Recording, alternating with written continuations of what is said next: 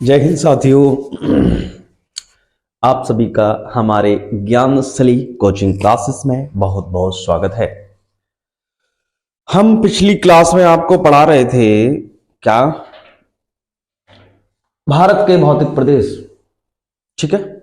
उसी क्लास को आज आगे कंटिन्यू करते हैं।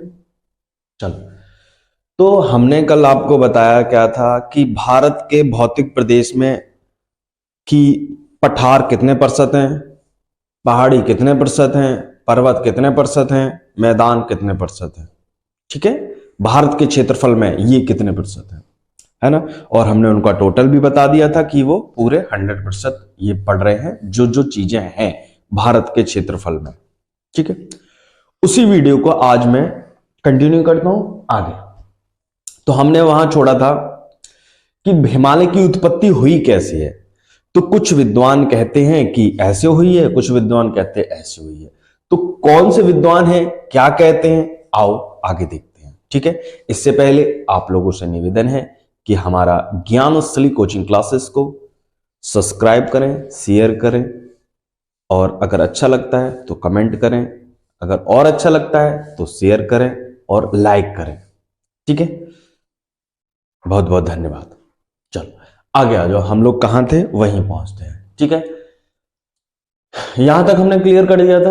अगला हम बता रहे थे हिमालय की उत्पत्ति दो सिद्धांतों, प्रमुख दो सिद्धांत हैं, तो बहुत से सिद्धांत, बट भारत के भूगोल में प्रमुख तौर पर दो ही माने जाते हैं, तो वही चलते हैं जो हम आपको आगे बताने वाले हैं।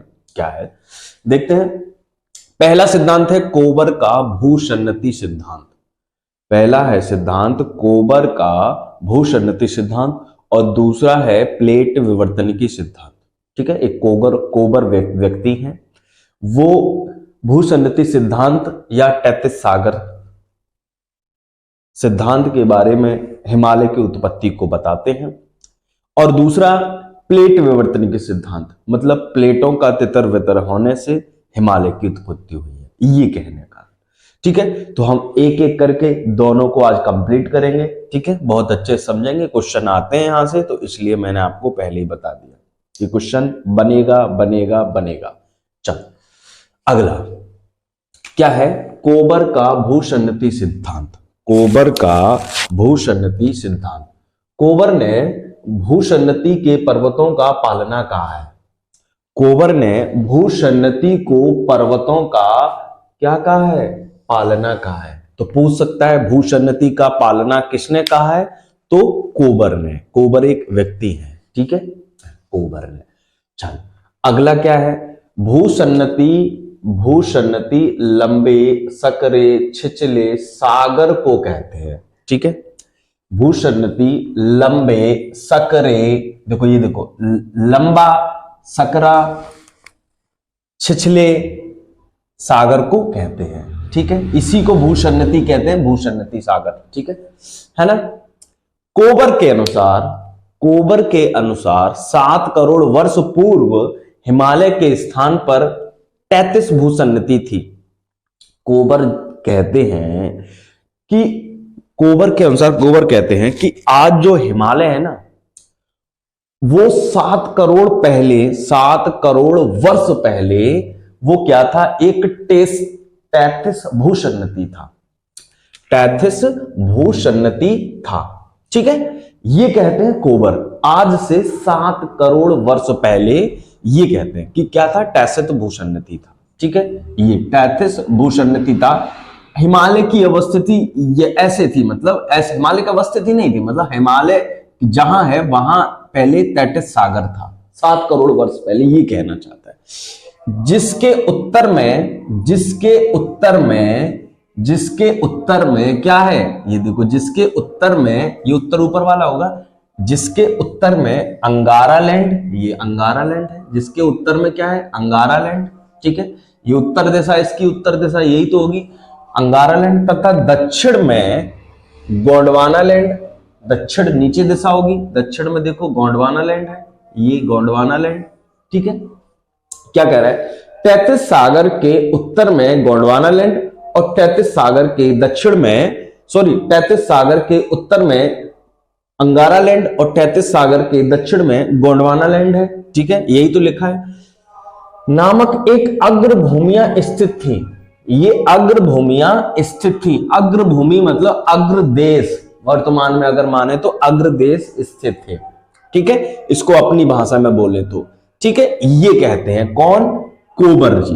कोबर जी ये कहते हैं कि आज से 7 करोड़ वर्ष पहले तैतीस सागर के उत्तर में अंगारा लैंड था और तैतीस सागर के दक्षिण में गोंडवाना लैंड था, वो बीच में था तैतीस भूसन्नति, ठीक है, ये वही। और जो आसपास अग्रदेश, मतलब एक बात बताओ, अगर कोई लैंड होगा, गोंडवाना लैंड होगा, तो उसके आसपास देश होंगे उसके, उसी में ही छोटे बड़े बड़े छोटे, तो ये सब कहने चाहते हैं अग्रदेश या अग्र भूमियां स्थित है ना, ऐसे। अगला है, अगला स्टार क्या है? अग्र प्रदेशों से बहकर आने वाली नदियों के कारण तैतीस भूसन्नति में तलछट या अवसाद जमा होती रही। एक बात बताना, अगर ये अंगारा लैंड है और नीचे गोंडवाना लैंड है, तो अगर उसमें क्या अग्र प्रदेशों से बहकर, अच्छा यहां कोई प्रदेश होंगे, यहां कुछ होगा कि नहीं? कुछ तो होगा जरूर, चलो कुछ नहीं होगा तो चलो एक बात बताओ, चलो कुछ नहीं होगा, ठीक है, एक बात बताओ, यहां से अगर बारिश होगी, यहां बारिश होगी, तो इसकी जो गाद है, जिसका अवसाद है, ये सब नीचे लेके आते रहेंगे, यहां से अंगारा लैंड से नीचे आता रहेगा, इधर आता रहेगा, और गोंडवाना लैंड से बारिश होगी, वो इधर आता रहेगा, गाद अवसाद है ना, मलबा, ये सब लेके आएंगे, ये सब ऊपर जाता रहेगा, है ना। तो यही तो लिखा है, अग्र प्रदेशों से बहकर आने वाली नदियों के कारण तैतीस भूसन्नति में तलछट या अवसाद जमा होती रही, ठीक है। यद्यपि भूसन्नति छिछली होती है, किंतु निक्षेपित तलछट के दबाव से इसकी तली धंसती रहती है। मतलब निक्षेपित होती मतलब धसक नहीं, मतलब दलदली होती है, तो ये दबती गई, ये अंदर आती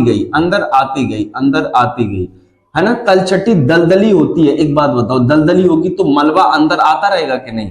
एक बात बताओ, अगर कोई ये चलो ये भाग है, ठीक है, ये भाग ऐसे, अगर ये दलदला होगा तो ये अब ये जगह दलदली होगी, अगर ये दलदली होगी तो अगर यहां से पानी जा रहा होगा तो ये मट्टी अंदर जाएगी कि नहीं? ये और अंदर आ जाएगी, यहां आ जाएगी, ये वाली मलबा यहां की यहां आ जाएगी, ये तो हजारों करोड़ों वर्ष तक ये प्रक्रिया चलती रही ऐसी कि गोंडवाना लैंड के जो अग्र प्रदेश थे और अंगारा लैंड के जो अग्र प्रदेश थे, उनसे जो नदियां बह रही हैं, उनसे जो पानी या अवसाद या निक्षेपण नीचे आता जा रहा है दोनों का। अब देखो, ये हमने बताया था अंगारा लैंड, ठीक है, ये बताया था हमने गोंडवाना लैंड, ये हमने गोंडवाना लैंड बताया। तो इन दोनों का निक्षेपण, और बीच में हमने क्या बताया था? तैतीस सागर है।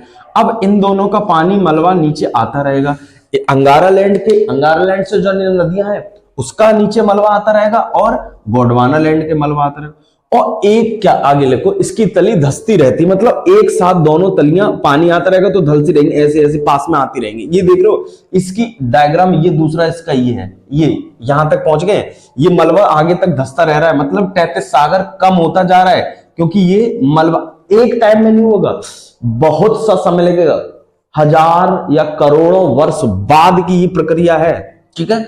मतलब बताया ना 7 करोड़ वर्ष पहले, तो करोड़ों वर्ष पहले की प्रक्रिया, ये इससे पहले ये था, अब ये बन गया है ना।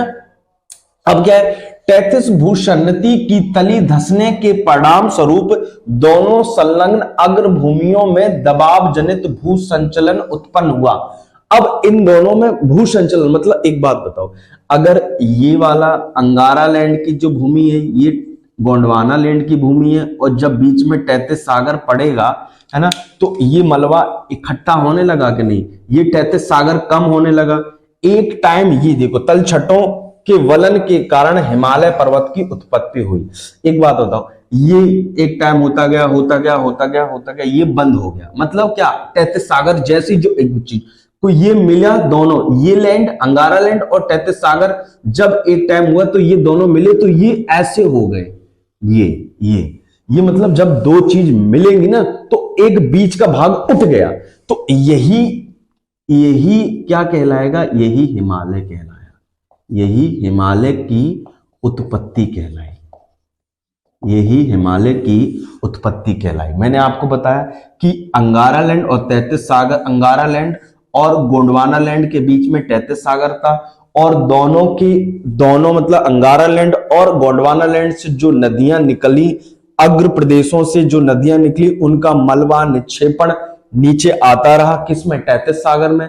दोनों का नदियों का निक्षेपण तैतीस सागर में आता रहा। तो एक टाइम जब हुआ, जब ये दोनों अंगारा लैंड और गोंडवाना लैंड और बीच में तैतीस सागर, जब इनकी प्रक्रिया आज से 7 या 6 करोड़ वर्ष पहले जब मिले, तो ये एक वलन की तरह, ये वलन की तरह उत्पत्ति हुई, है ना। तो उससे हिमालय की उत्पत्ति हो गई, ये वलन बना, तो वही हिमालय की उत्पत्ति कोबर जी मानते हैं। वलन से अप्रभावित या अल्प प्रभावित मध्यवर्ती क्षेत्र तिब्बत के पठार के रूप में स्थित है। ठीक है, यहां तिब्बत ऊपर है, जब मैं अभी बताऊंगा बाद में, थोड़ी रुक जाओ। ये बस इतनी चीज समझ में आई आपको, ये वलन प्रक्रिया कैसे हुई, तुम आप कभी देख लेना।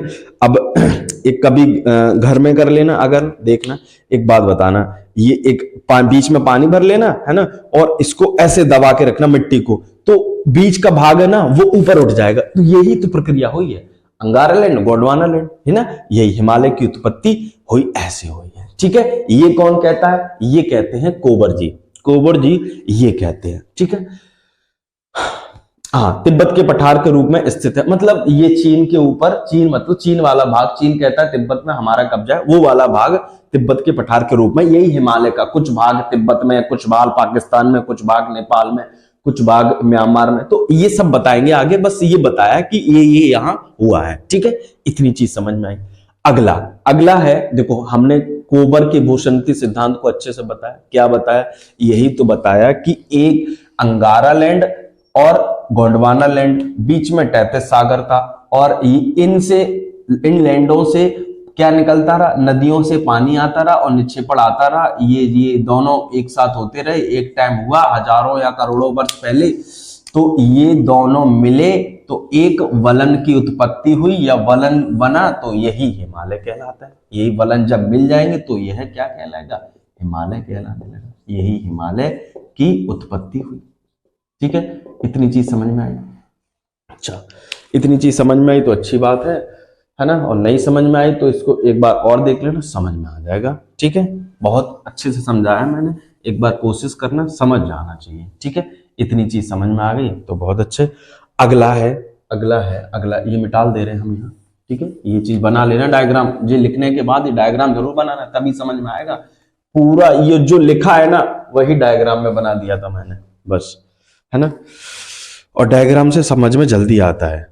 ठीक, चलो अगला हमने आपको बताया दूसरा सिद्धांत है प्लेट विवर्तनिकी सिद्धांत। क्या, प्लेट विवर्तनिकी सिद्धांत। इसमें इसके बारे में हमने क्या बताया, इसके बारे में ये लिखा है, दूसरा सिद्धांत है, दूसरा है ये प्लेट विवर्तनिकी। पहला मैंने कब कवर दिया, कोबर का भूषणति सिद्धांत उनके। अब दूसरे सिद्धांत में लिखा है, क्या लिखा है, यह सिद्धांत हिमालय की उत्पत्ति का सर्वश्रेष्ठ व्याख्या करता है। अगर कोई पूछे कि कोबर का भूषणति सिद्धांत सर्वश्रेष्ठ है कि प्लेट विवर्तन की, तो प्लेट विवर्तन की सर्वश्रेष्ठ सिद्धांत माना गया हिमालय की उत्पत्ति का। चलो ठीक है, अच्छा ये क्या कह रहे हैं, ये कह रहे हैं इस सिद्धांत के अनुसार लगभग 7 करोड़ वर्ष पूर्व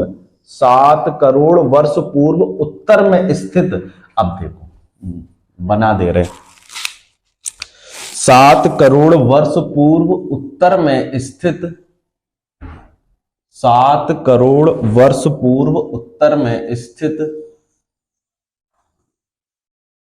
इतना बना रहे। अब रुको, बस इतनी चीज समझ में आई, नीला पेन मिल जाए तो बहुत अच्छी बात है। ये बहुत अच्छे।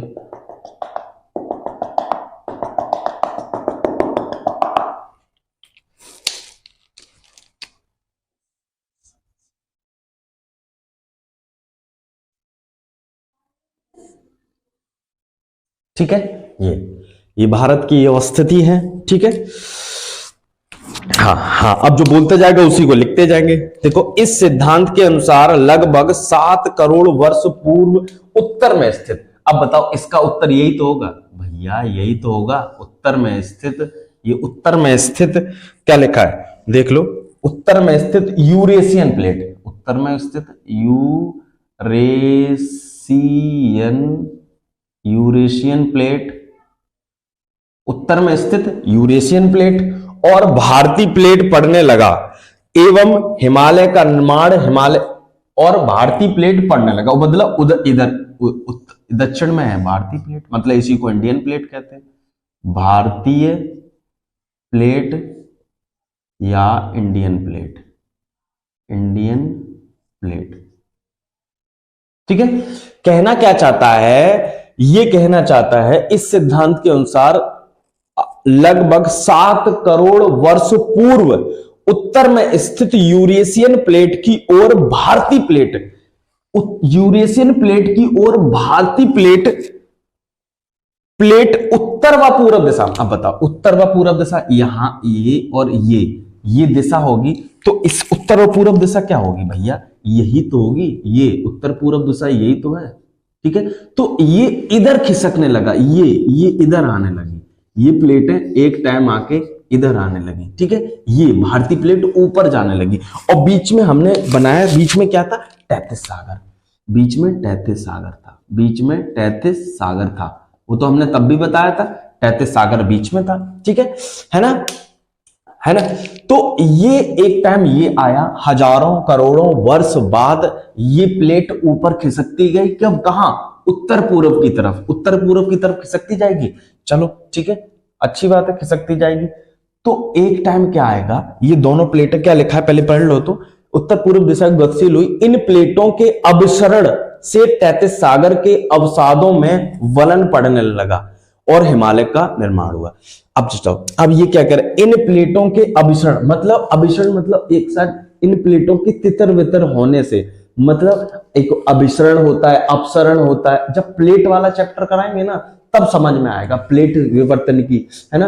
एक अभिसरण होता है, एक अपसरण होता है, मतलब प्लेटें कैसी खिसकती हैं वो बताना चाहता है। तो जब प्लेटें खिसकी, अरे एक बात, भूकंप आएगा तो प्लेटें खिसकती हैं, तभी तो भूकंप आता है। तो यही चीज, ये प्लेटें खिसकी तो ये प्लेट थोड़ी सी ऊपर गई, ऐसी ये क्रिया चलती रही, हजारों करोड़ों वर्ष तक ये क्रिया ऐसी चलती रही, ये ऊपर आई और ऊपर आई। अच्छा, हम बताते जाते हैं, देखो ये आई यहां तक आती, तो फिर और ऊपर आई, फिर और ऊपर आई, फिर और ऊपर आई। अब एक बात होता, ये पानी भरा है, यहाँ ये पानी भरा है, तो ये प्लेट ये थोड़ी सी यहां नीचे आई, तो यहां जब ये दोनों प्लेट मिलेंगी तो वलन उत्पन्न हुआ। जो वलन उत्पन्न हुआ है यही तो हिमालय पर्वत की उत्पत्ति बताता है। जो वलन यहां दोनों प्लेटों का मिलना हुआ है यही हिमालय की उत्पत्ति बताता है, यही हिमालय की उत्पत्ति बताता है, यही हिमालय की उत्पत्ति बताया। यही चीज, एक बात बताओ, बीच में तैतीस सागर है, ऊपर यूरेशियन प्लेट है, नीचे इंडियन प्लेट है, और इंडियन प्लेट उत्तर पूर्व दिशा में अभिसरण हो रही है, भूकंप आएगा बहुत सालों में, बस कभी कभी आता रहता है, तो प्लेट ऊपर खिसक रही है, कहां, उत्तर पूर्व की तरफ खिसक रही है। ये प्लेट खिसक रही, यहां आ गई। अब बीच में क्या है, अब इसका मलबा थोड़ा बहुत तो जा रहा हो, ऐसा तो नहीं जा रहा है। तो ये क्या हुआ, ये तैतीस सागर और यूरेशियन प्लेट के बीच में ये तैतीस सागर फंस गया। अब ये दोनों जो प्लेटें मिली एक साथ, तो जो बीच में मलबा भरा था वही से हिमालय की उत्पत्ति हो गई। ये कहना चाहता है कौन, प्लेट विवर्तन की सिद्धांत। ठीक है, यही हमने बताया। इन प्लेटों के अभिसरण से तैतीस सागर के अवसादों में वलन पड़ने लगा एवं हिमालय का निर्माण हुआ। ये कहते हैं हिमालय का निर्माण हुआ। हिमालय पर्वत की उत्पत्ति टर्सरी काल में हुई, मतलब हर चीज का एक काल होता है ना। अभी कौन सा काल चल रहा है, तो ये पूछ सकता है, ये क्वेश्चन बहुत है, ये तो फैक्ट है, इसको याद कर लेना। ठीक है, पूछा जाता है हिमालय पर्वत की उत्पत्ति किस काल में हुई, तो टर्सरी काल में हुई, टर्सरी काल में हुई। ये क्वेश्चन 100% आता है किसी ना किसी पेपर में, फैक्ट है, ये याद कर लेना। ठीक है सर, टर्सरी काल क्या हुआ, एक समय काल होता है जो अभी चल रहा है, तो उस समय का काल आज से 7 करोड़ वर्ष पहले जो काल चल रहा था उसको टर्सरी काल कहा, जब हिमालय की उत्पत्ति हुई। यही तो चीज बताई है ना। इसके कारण इसे नवीन वलित पर्वत कहते हैं। तो पूछे कि नवीन वलित पर्वत कौन सा है, तो यही है हिमालय, ठीक है। इसी के कारण इसको नवीन वलित पर्वत, क्वेश्चन में आ जाए निम्न में नवीन वलित पर्वत है, तो कौन है, हिमालय नवीन वलित पर्वत है, ठीक है। अब इसके कुछ महत्वपूर्ण तथ्य मैं बोल दे रहा हूं, यहां आप इसके ऊपर लिख लेना, ये है ना, यही मैं लिखा दे रहा हूं, महत्वपूर्ण तथ्य हैं कुछ, ठीक है, किसके, हिमालय के, है ना। हिमालय की महत्वपूर्ण तथ्य हैं वो लिख लेना, लिखो महत्वपूर्ण तथ्य, हेडिंग डाल लेना महत्वपूर्ण तथ्य, ठीक है। महत्वपूर्ण तथ्य हेडिंग डालो, महत्वपूर्ण तथ्य, है ना। इसी के नीचे लिखना है, इसी के नीचे जब ये बनाओ ना, इसी के नीचे महत्वपूर्ण तथ्य, क्या है महत्वपूर्ण तथ्य में, ठीक है। तथ्य, ठीक, लिखो। पहला क्या है, पहला है, लिखो, पहला है हिमालय पर्वत के निर्माण में महत्वपूर्ण तथ्य है। ये किसमें, हिमालय पर्वत के निर्माण में महत्वपूर्ण तथ्य, हिमालय पर्वत के निर्माण में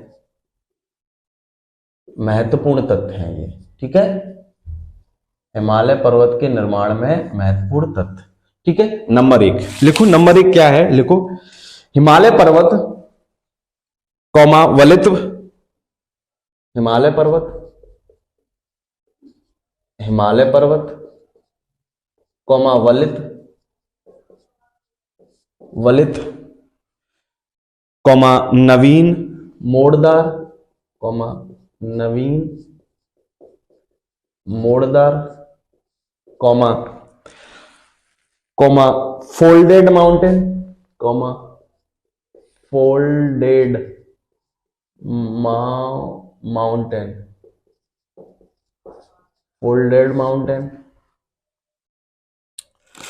है। मतलब हिमालय के अन्य नाम है ये, हिमालय पर्वत, वलित पर्वत, नवीन मोड़दार पर्वत, फोल्डेड माउंटेन। पूछ सकता है कि हिमालय के अन्य नाम क्या क्या है, ये हिमालय पर्वत तो है ही, वलित पर्वत, नवीन पर्वत और फोल्डेड माउंटेन पर्वत, है ना। अगला लिखो, हिमालय पर्वत का निर्माण, पूछ सकता है हिमालय पर्वत का निर्माण, हिमालय पर्वत का निर्माण, ये फैक्ट है, लिख लेना, हिमालय पर्वत का निर्माण, हिमालय पर्वत का निर्माण सेनोजोइक महाकल्प में हुआ है, सेनेजोइक महाकल्प में हुआ है, ठीक है। सेनोजोइक महाकल्प में हुआ है। निर्माण अगर पूछे तो सेनोजोइक महाकल्प में, अगर उत्पत्ति पूछे तो टर्सरी काल में, ठीक है। निर्माण हुआ है पर्वत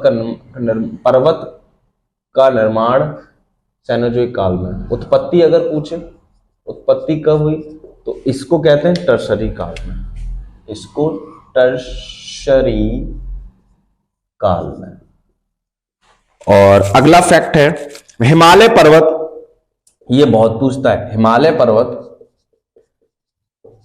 हिमालय पर्वत, हिमालय पर्वत पश्चिम भाग बहुत चौड़ा है। हिमालय पर्वत का पश्चिम भाग बहुत चौड़ा है, पश्चिम भाग बहुत कैसा है, चौड़ा है, तथा पूर्वी भाग बहुत ऊंचा है, तथा पूर्वी भाग बहुत ऊंचा है। पूछा जाता है ये, ऊंचा है, पूर्वी भाग बहुत ऊंचा है और पश्चिमी भाग बहुत चौड़ा है। पूछ सकता है हिमालय पर्वत का पश्चिमी भाग बहुत चौड़ा है, ठीक है। देखो हिमालय पर्वत का पश्चिमी भाग बहुत चौड़ा है, ठीक है, और हिमालय पर्वत का पूर्वी भाग बहुत ऊंचा है, ठीक है, यही तो लिखा है बहुत। ये पूर्वी भाग है हिमालय का, ये ऊंचा है, ऊंचाई में है, ये चौड़ाई में है, ठीक है। हिमालय पर्वत यहां ऊंचाई में नहीं, यहां चौड़ाई में है, समझ में। अगला और अंतिम फैक्ट है हिमालय पर्वत विश्व की सबसे ऊंची पर्वत श्रृंखला है। हिमालय पर्वत, हिमालय पर्वत विश्व की सबसे ऊंची पर्वत श्रृंखला है। ठीक है, ये फैक्ट थे, ये मैंने आपको करा दिए, है ना। ठीक है, ऐसे इसी तरह से हिमालय की उत्पत्ति हो गई और हिमालय का निर्माण हो गया। ये हिमालय का डायग्राम है, एक बार बना लेना। मैं आपको इसके बाद अगला बताऊंगा। अगला क्या है, भारत के जो अगला टॉपिक होगा ना, वो मतलब अब कहने का मतलब ये हिमालय का भौगोलिक विभाजन क्या है। ठीक है, हिमालय का भौगोलिक विभाजन क्या है, ये अब अगली क्लास में होगा। ये दूसरी क्लास आपकी खत्म हुई, इसको लिख लेना, नोट्स बना लेना, ये बहुत काम आएगा आपको। ठीक है, हर एक पेपर में ये कुछ ना कुछ इसमें से हमेशा आता है। ठीक है, अब अगला टॉपिक हिमालय का भौगोलिक विभाजन हम कल कराएंगे, अगले दिन। ठीक है, तब तक के लिए जय हिंद, जय भारत।